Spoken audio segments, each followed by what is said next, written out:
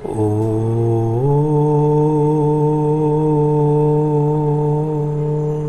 शांति शांति शांति।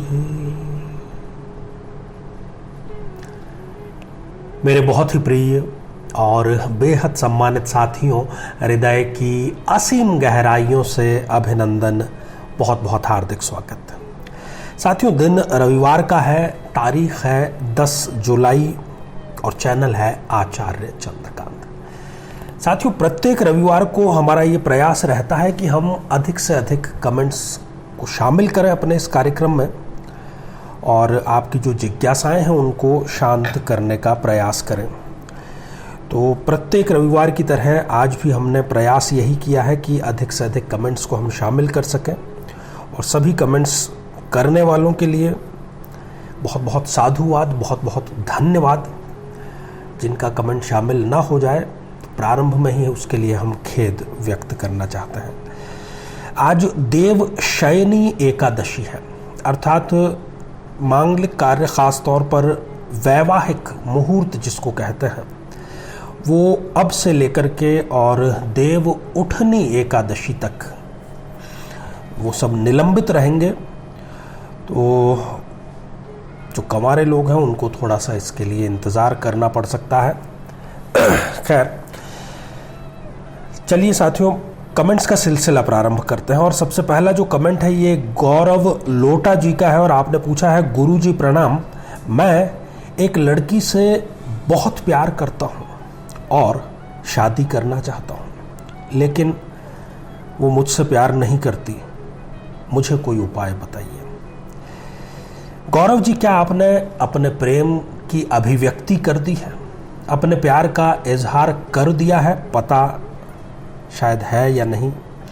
यदि इजहार आपने कर दिया है और फिर भी सामने वाली उस कन्या की तरफ से आपके लिए ना है, तो आप ज़बरदस्ती बिल्कुल भी ना करें, क्योंकि प्रेम और गुस्सा दोनों स्वतः स्फूर्त होते हैं, किसी से इसको ज़बरदस्ती हम ले नहीं सकते।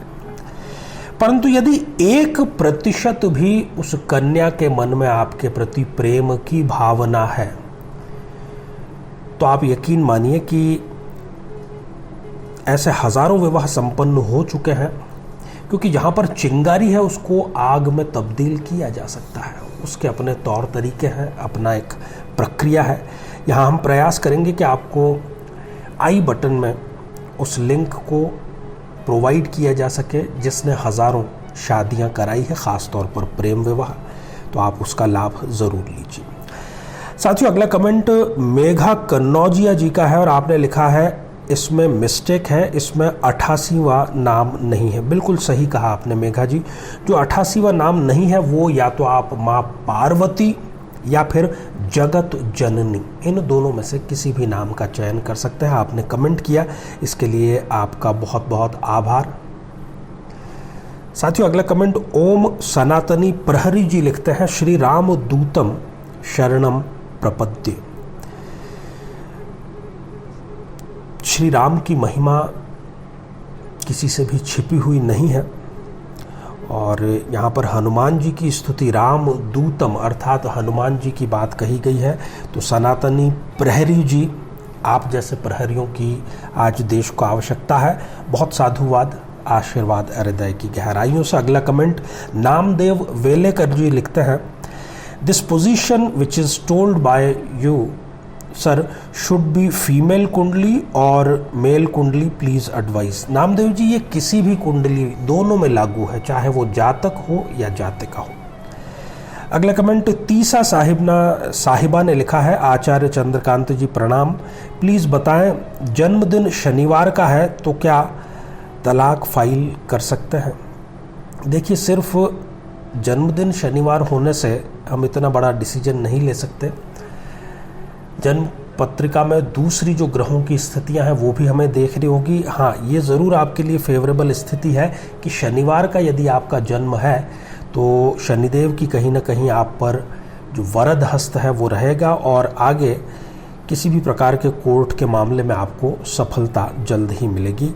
अगला कमेंट कुमारी अंकिता जी ने लिखा है और आपने पूछा है, आचार्य चंद्रकांत जी नमस्ते, मेरी राशि मेष है, मैं लव मैरिज करना चाहती हूँ लेकिन परिवार नहीं मान रहा है, प्लीज़ मेरी सहायता कीजिए, हम उनसे ही शादी करना चाहते हैं, प्लीज़ सहायता करिए। देखिए अंकिता जी, बिना परिवार की सहमति के विवाह उचित नहीं कहा जा सकता। यहाँ हम प्लेलिस्ट में आपको प्रोवाइड कराएंगे उस वीडियो का, उस प्लेलिस्ट का लिंक जिसके उपायों ने हजारों प्रेम विवाह संपन्न कराए थे, बशर्ते वो जो प्रेम है वो बिल्कुल सच्चा और सरल हो। साथियों अगला कमेंट XYZ इस आईडी का है और आपने हमारे द्वारा पूछे गए प्रश्न का बिल्कुल सही उत्तर दिया है 9। तो जो भी आपका सही नाम है आपको भी बहुत बहुत साधुवाद और आशीर्वाद हृदय की गहराइयों से। अगला कमेंट अभिषेक दुबे जी लिखते हैं, ये नियमित दर्शक हैं और आपने लिखा है, गुरुदेव प्रणाम अभिषेक जी, आशीर्वाद हृदय की असीम गहराइयों से। आगे आपने पूछा है कि बुध की महादशा में व्यक्ति क्या उपाय करे जिससे बुध शुभ परिणाम दे, बताने की कृपा करें। देखिए बुध की यदि आपको महादशा चल रही है तो श्रेष्ठ यही रहेगा कि आप गजानन जी की, गणेश जी की आराधना अधिक से अधिक करें। बुधवार को आप हो सके तो मंदिर प्रांगण में बैठ करके ओम गम गणपते नमः इस मंत्र का 108 बार जाप जरूर करें। अगला कमेंट भी अभिषेक है पर इनका सरनेम अलग है, शर्मा अभिषेक शर्मा जी लिखते हैं, क्या मीन और वृश्चिक शादी कर सकते हैं? बिल्कुल अच्छी कर सकते हैं, बल्कि अच्छा तालमेल होगा। मीन जिनके की स्वामी है बृहस्पति और वृश्चिक जिनके की स्वामी है मंगल, तो दोनों की अच्छी बनेगी। पर मैं आपको सलाह दूंगा कि केवल मीन और वृश्चिक के भरोसे न रहें, कुंडली गहराई से मिलाएं। जीवन आपका है और शादी बार बार नहीं होती है।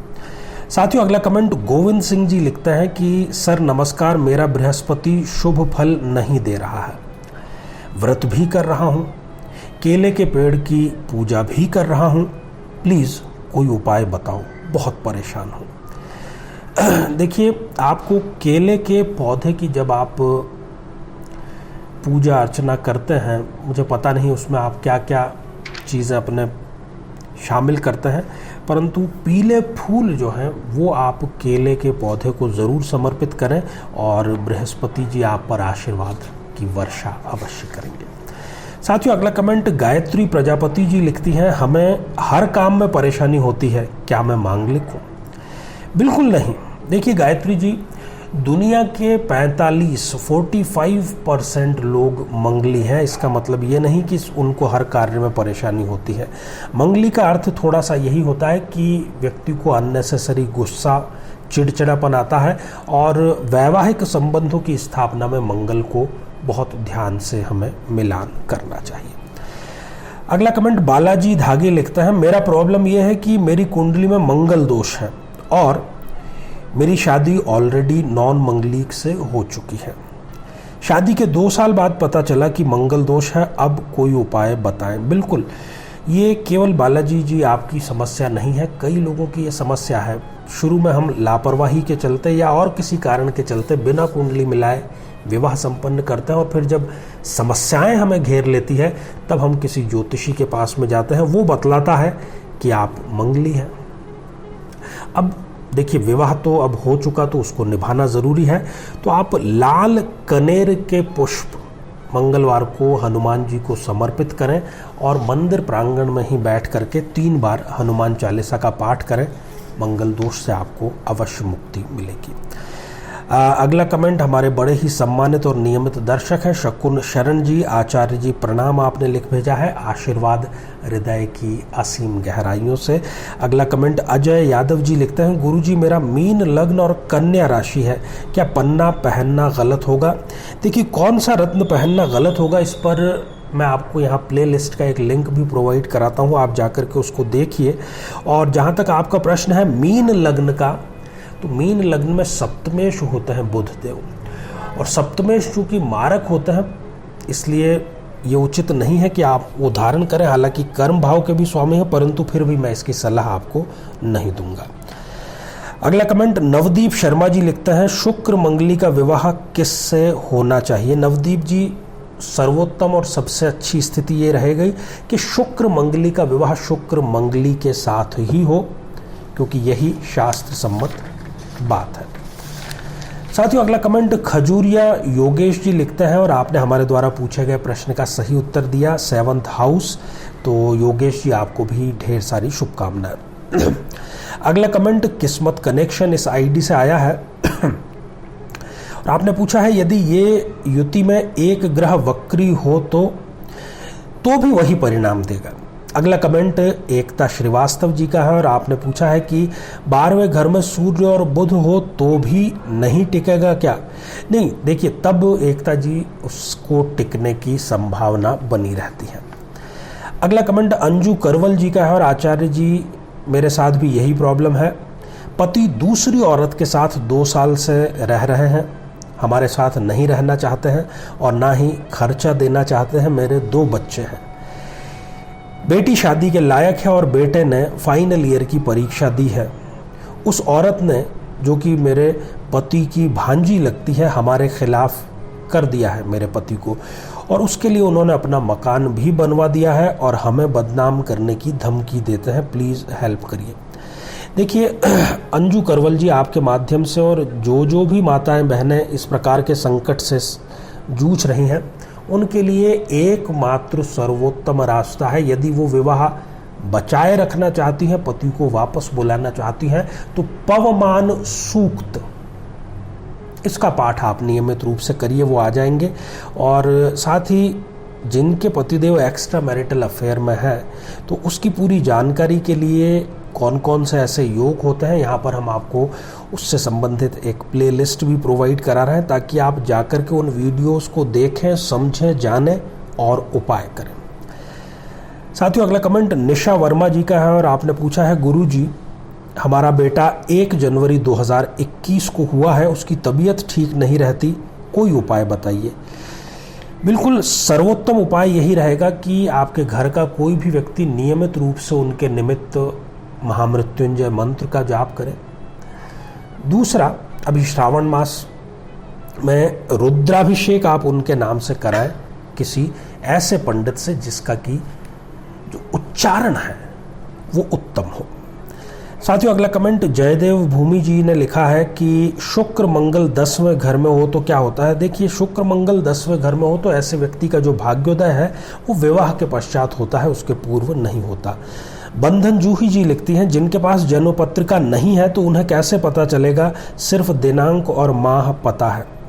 देखिए, जिसके पास भी जन्म पत्रिका नहीं है वो प्रश्न कुंडली का सहारा ले सकते हैं और किसी भी अपने एक तात्कालिक प्रश्न का वो इससे लाभ ले सकते हैं। बहुत ही श्रेष्ठ और अच्छा ये उपाय है।